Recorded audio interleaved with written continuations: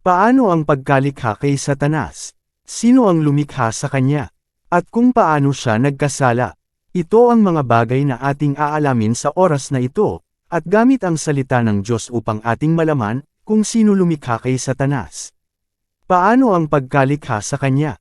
At ano ang matinding kasalanan na nagawa niya kaya siya ay tinawag na Satanas?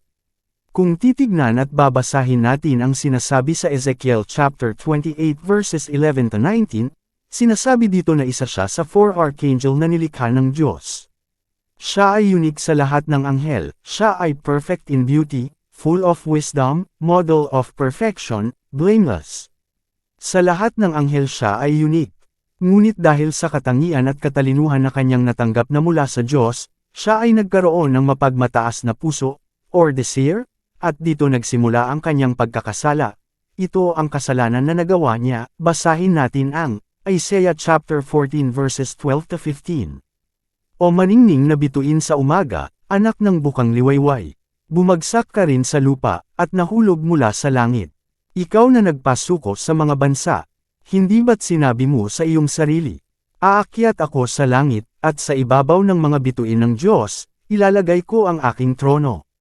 Uupo ako sa ibabaw ng bundok na tagpuan ng mga Diyos sa malayong hilaga. Aakyat ako sa ibabaw ng mga ulap, papantayin ko ang kataas-taasan. Ngunit anong nangyari at nahulog ka sa daigdig ng mga patay?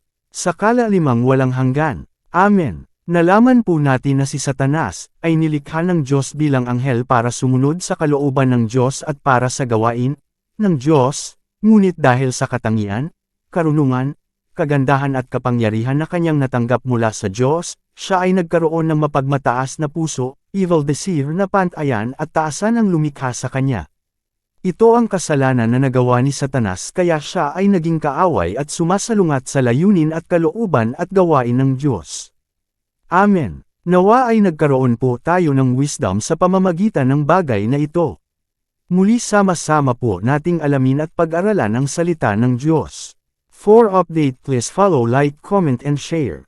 Thank you.